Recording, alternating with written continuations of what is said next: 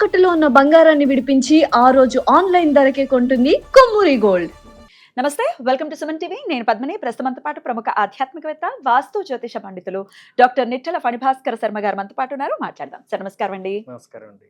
రకరకాల గ్రహస్థితులు గోచారంలో ఎప్పటికప్పుడు గ్రహాలు మరి మారుతూనే ఉంటాయి కాబట్టి మేలో కూడా కుజ అలాగే రవి గ్రహాల మార్పు అని, రవి అయితే అది ఎప్పుడూ ఒకేలా ఉంటుంది, మరి కుజుడు కూడా మారబోతున్నాడు, తన స్వక్షేత్రానికి రాబోతున్నాడు. కాబట్టి మే 12వ తారీఖున ఈ మార్పు జరగబోతోంది. 14, 15 తారీఖుల్లో సూర్యుడు కూడా మారుతున్నాడు వృషభంలోకి. మరి ఈ రెండు గ్రహాల మార్పు రీత్యా ద్వాదశ రాశులకి ఎటువంటి ఫలితాలు ఉంటాయి ఒక్కసారి మీ ద్వారా?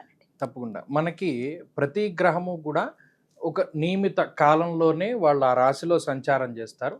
అయితే ఈ కుజునికొక్కళ్ళకి ఒక ఎఫెక్ట్ ఏంటి అంటే, ఆయన ఉండవలసిన స్థాయి, ఉండవలసిన రోజుల కన్నా ఎక్కువగా ఉండేటువంటి పరిస్థితులు ఉంటాయి, తక్కువగా ఉండేటువంటి పరిస్థితులు ఉంటాయి. కుజుడికొక్కడికే స్తంభించడం అనేటువంటిది ఉంటుంది. కుజ స్తంభన అంటారు. ఆయన స్తంభిస్తే అలకల్లోలంగా ఉంటుంది జీవితం. ఎందుకంటే మీకు గతంలో కుజుడు స్తంభించారు ఎక్కడ, మిథున రాశి, కర్కాటక రాశుల్లో స్తంభించినప్పుడు ఈ భూపరమైనటువంటి సంపద అంటే సత్వ భూ ప్రాకార రోగ వ్రణ సాహస శస్త్రాగ్ని సందర్శనోత్పాటన భ్రాతృకారకుడు కుజుడు. అన్నదమ్ముల మధ్యలో సఖ్యత ఉండాలి అన్నా, భూమి పరమైనటువంటి లావాదేవీలు, రియల్ ఎస్టేట్ బాగుండాలి అన్నా, లేదు శస్త్రచికిత్సలు, ఇటువంటి వాటికి ఆయనే కారకుడు. విస్ఫోటనానికి కారకుడు ఆయన. ఇప్పుడు మొన్న మేము అక్టోబర్ 2025 సంవత్సరంలో నేను ఒక వీడియోలో చెప్పడం జరిగింది, ఈ కుజుడు, శనేశ్వరుడు, రవి గ్రహాల యొక్క కలయిక ఏర్పడుతూ ఉన్నది రానున్నటువంటి కాలంలో. అలాగే గురుడు యొక్క మార్పు 3 రాశుల్లో జరగబోతూ ఉన్నది. ఇది ప్రజలు చాలా ఇబ్బంది పడేటువంటి రోజులు ఉన్నాయి. విస్ఫోటనం కలుగుతుంది, విపరీతమైనటువంటి వాతావరణ మార్పులు, భయంకరమైనటువంటి వేడి ఉంటుంది. ఈ అస్త్రముల వల్ల, శస్త్రముల వల్ల ప్రజలు ఇబ్బంది పడేటువంటి పరిస్థితులు ఉంటాయి. భూమి నుండి వచ్చేటువంటి ఉత్పత్తులు ఏవైతే ఉంటాయో ఆ భూపరమైనటువంటివన్నీ కూడా చాలా ఇబ్బందులు పడతారని చెప్పి గతంలో కూడా నేను చెప్పాను. మీరు గమనించండి, ఈ భూమి నుండి వచ్చేటువంటి రిసోర్సెసే మనకి పెట్రోలు, డీజిల్, గ్యాస్, ఇవన్నీ ఖనిజాలు, ధాతువులు అన్నీ భూమి నుండే వస్తాయి. అలాగే ఎండ విపరీతమైనటువంటి, ఇప్పటికీ మే రాకమునిపే 40 డిగ్రీలకు వెళ్ళిపోయింది. మేలో హీట్ వేవ్ వస్తుందని చెప్తున్నాడు. 56 డిగ్రీలు హైయెస్ట్ రికార్డింగ్ టెంపరేచర్ అని చెప్తున్నాడు. మరి దీనికి కారణం ఏంటి? గతంలో ఎప్పుడూ లేదు కదా. అంటే ఈ కుజుడు, రవి అలాగే శని గ్రహాల యొక్క కలయిక. శనేశ్వరుడితోటి ఎప్పుడైతే 3 కలుగుతాయో విస్ఫోటనం. సరే, ఇది వాతావరణంగా, భౌగోళికంగా ఉండేటువంటి మార్పులు. ఇది కాక మే 12వ తారీఖున కుజుడు మారి మేషరాశిలోకి వస్తూ ఉన్నారు. దీని ద్వారా లబ్ధి పొందేటువంటి రాశులు ఉన్నాయి. ఎందుకంటే ఆదిగతౌ ఫలదౌ రవి భౌమం అన్నారు. రవి కుజులకి మాత్రమే ఉన్నటువంటి ఒక రకమైనటువంటి శక్తి ఏంటి అంటే, మారిన వెంటనే ఫలితాన్ని ఇవ్వడం. మిగతా గ్రహాలకి అది లేదు. మనకి సమయం పడుతుందా, చాలా టైం. దశల్లో గానీ కొన్ని దశలు వస్తాయి, అయినా మనకి మంచి జరగదు. కొన్ని దశలు వెళ్ళిపోతున్నా మనకి చెడు జరగడం ఆగదు. ఇవన్నీ కూడా ఏంటంటే జాతకంలో ఉంటాయి. ఇప్పుడు రవి కుజులు మారిన వెంటనే ఫలితాన్ని ఇచ్చేటువంటి వాళ్ళు ఇన్స్టెంట్ గా ఇస్తారు. మరి అప్పుడు మేషంలోకి కుజ సంక్రమణం జరిగినప్పుడు దీని ద్వారా విపరీతంగా లబ్ధి పొందేటువంటి రాశులు 3 ఉన్నాయి. ఒకటి మిథున రాశి. మిథున రాశి వాళ్ళకి ఈ మార్పు చాలా ముఖ్యం. ఇప్పుడు భయంకరంగా ఇబ్బందులు పడుతూ ఉన్నటువంటి రాశుల్లో మిథునం ప్రధానమైనటువంటి రాశి. వాళ్ళకి గురుడు జన్మరాశిలో ఉన్నారు. జన్మరాశిలో గురుడు ఉన్నప్పుడు రాజకోపో యశోహాని ఉద్యోగస్య విరోధకం బుద్ధిభ్రంశో భాగ్యహానిర్భయం తనుగతే గురువు అన్నారు. జన్మరాశి యందు గోచారంలో సంచారం చేస్తే రాజకోపో, వాళ్ళు పైన ఉన్నతాధికారులు ఎవరున్నారో వాళ్ళతోటి ప్రతిసారి గొడవలు వస్తాయి.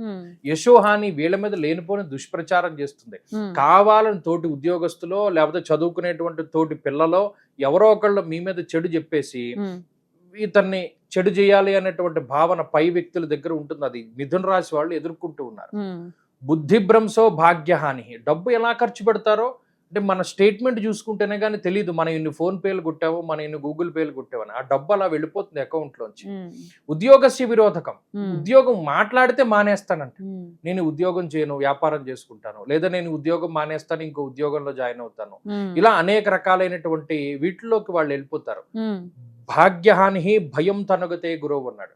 అంటే ఇవన్నీ గురుడు వల్ల వచ్చేటువంటి. దీనికి తోడు కంటక శని, దశమంలో ఉన్నటువంటి శనేశ్వరుడు. వ్యాకులం శోక సంతాప పాపం ఉద్యోగ విఘ్నకం, అటు ఉద్యోగ విఘ్నాన్నే కలిగిస్తాడు శనేశ్వరుడు. అంటే మనం జీవనాన్ని సాగించాలి అంటే మనకి ఏదైనా జీవించడానికి ఒక ఉద్యోగమో ఏదో ఒకటి ఉండాలి కదండి. ఈ గురుశనులు పరస్పరం మానేద్దాం అలాగే భావనను కలగజేస్తాడు. భయం, మానసికమైన భయంలో ఉంటారు వాళ్ళు. మరి దీన్ని ఎదుర్కోవాలి అంటే ధైర్యమేకాదశగతే కుజే అన్నాడు. 11లో ఉండేటువంటి కుజుడు ధైర్యాన్ని ఇస్తాడు. ఆ ఒక్క స్థానానికి చెప్పాడు. ఇంకో చోట ధైర్యం అన్న మాట ఎత్తలా కుజుడి దగ్గర. ఒక యుద్ధ రంగంలో సైనికుడికి ఎంత ధైర్యం ఉంటుందో అంత ధైర్యాన్ని ఇస్తాడు. అంటే ఎదురుగుండా ఇన్ని లక్షల మంది సైన్యం ఉన్నారు, వాళ్ళందరూ మన మీదకి వచ్చేస్తున్నారు, మన దగ్గర డోలును కత్తి తప్పితే ఏం లేదనేటువంటి భావన వీడికి ఉండదు. అంత ధైర్యాన్ని ప్రదర్శిస్తాడు ఈ లాభంలో కుజుడు ఉంటే. అంటే వాళ్ళ పర్ఫెక్ట్ గా వాళ్ళకు ఉండేటువంటి సమస్యకు ఒక సొల్యూషన్ ఈ ఏకాదశ కుజుడు అన్నారు. సో మిథున రాశి వారికి చాలా పర్ఫెక్ట్. దీని తర్వాత అతిగా లబ్ధి పొందేటువంటి రాసుల్లో వృశ్చిక రాశి ప్రధానమైనటువంటి. వృశ్చిక రాశి వాళ్ళకు కూడా ఇదే రకమైన సిచ్యువేషన్. అష్టమంలో ఉన్నాడు గురుడు. ఆయన చోరాగ్ని నృపభీతిశ్చ గాత్ర గాంభీర్య నాశనం. ఏదైనా అవకాశం రాకపోతుందా అనే భావనతోటి ఎదురు చూస్తారు. వీళ్ళు వృశ్చిక రాశి వాళ్ళ తత్వం వేరు, మేషరాశి తత్వం వేరు. మేషం ఫ్రంట్ లైన్ వారియర్స్, వృశ్చికం బ్యాక్ లైన్ వారియర్స్. వెనకాల ఉండి పోరాటం చేస్తారు. వీళ్ళకి ఒక మడుగు ఉండాలి. సో ఎప్పుడైనా అవకాశం వస్తుందా విజృంభిద్దామా అని చెప్పి ఎదురు చూస్తూ ఉంటారు కదా, అటువంటి సందర్భం కుజుడిస్తారు. ఈ 6వ స్థానంలో ఉండేటువంటి కుజుడు సంపదని ప్రధానంగా ఇస్తాడు. ఆయన స్వక్షేత్రం అది. ఈ శత్రువులు, రోగము, రుణము అనేటువంటి భావాలన్నీ కూడా ఆయన చేతిలోనే ఉన్నాయి. అదే ఆయన ఇప్పుడు ఆ స్థానంలో సంచరిస్తున్నాడు కాబట్టి వీళ్ళకి సమస్యలు పోతాయి, భయంకరమైనటువంటి రిలీఫ్ ఉంటుంది. దీని తర్వాత ప్రధానంగా కుంభరాశి వాళ్ళకి యోగిస్తాడు కుజుడు. కుంభం కూడా చాలా దెబ్బతిని ఉన్నటువంటి రాశి. వాళ్ళు ఏలినాటి శనిలో ఉన్నారు, చాలా ఇబ్బందులు ఎదుర్కొంటూ ఉన్నారు. వాళ్ళకి తృతీయ మందు ఉన్నారు. ఇష్టసిద్ధి సదారోగ్యం అన్నాడు. వాళ్ళకి ఏది కావాలంటే అది కుజుడిస్తారు. ఇవన్నీ ఎన్ని రోజులు ఉంటాయంటే దీని ఎఫెక్ట్లు మారినటువంటి మే 12 దగ్గర నుండి 45 రోజుల పాటు. ఇది ఏం లైఫ్ లాంగ్ ఉండేటువంటి ఎఫెక్ట్ కాదు. చాలండి 45 రోజులు చాలు. 45 రోజులు రిలీఫ్ ఇస్తాడు. ఇలా కుజుడు 12వ తారీఖు నుండి ఒక 45 రోజులు. ఇంకా ఆ తర్వాత రవి యొక్క మార్పు గురించి కూడా మనం మాట్లాడుకుంటే, రవి వృషభ రాశి సంచారాన్ని మొదలుపెట్టి వృషభ రాశిలో తన యొక్క సంచారాన్ని ప్రారంభించి మాసం ఒక 30 రోజులు ఉంటే ఆయన 4 రాశుల వారికి యోగాన్ని ఇస్తాడు. అందులో మొట్టమొదటిది కర్కాటకం. అందులో లాభస్థానంలో ఉన్నాడు కాబట్టి రాశ్యాధిపతిగా ఉంటూ సింహరాశి వాళ్ళకి దశమంలో యోగిస్తాడు. సింహరాశి వాళ్ళకి రవి బలం లేక చాలా కాలం అయింది. ఆ తర్వాత ధనురాశి వాళ్ళకి ఆయన యోగాన్ని ఇస్తాడు.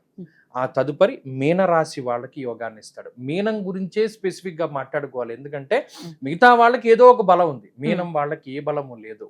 పాప మీనం వాళ్ళకి రవి యొక్క మార్పు ద్వారా పాజిటివ్ గా ఒక నెల రోజుల పాటు ఆయన శుభ ఫలితాన్ని ఇస్తాడు. అద్భుతం అండి. మరి మిగిలిన రాశుల వాళ్ళు కొంచెం డిసప్పాయింట్ అయ్యే పరిస్థితి ఉంటుంది కాబట్టి ఈ ఇరు గ్రహాలు ఎంతైనా ఒకంత మంచి అగ్రెసివ్ ప్లానెట్స్ కాబట్టి వీటి నుంచి అనుగ్రహమే పొందాలి అని అంటే ఏం చేయాలి మిగిలిన వాళ్ళందరూ కూడా? అంటే నిజానికి సూర్యుడు యోగించాలి అన్నా, అంగారకుడు యోగించాలి అన్నా ఆయా ఆధిపత్యాన్ని కలిగి ఉన్నటువంటి రోజులు మంగళవారం ఏమో కుజుడికి, ఆదివారం ఏమో రవికి.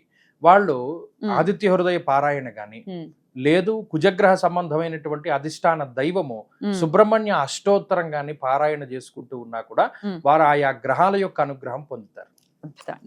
అద్భుతం అండి, చాలా అద్భుతంగా తెలియజేశారు. ఒకంత ఊరటనిచ్చారు ఈ వృశ్చిక రాశి కానీ లేకపోతే కుంభరాశి కానీ మిథున రాశి వారికి కానీ చక్కటి ఊరటనైతే ఇచ్చారు. మీరు చెప్పిన విధంగానే వారికి స్వాంతన రావాలి. 45 రోజుల పాటు చాలా అద్భుత ఫలితాలు పొందాలని మనస్ఫూర్తిగా కోరుకుంటూ కృతజ్ఞతలండి. నమస్కారం.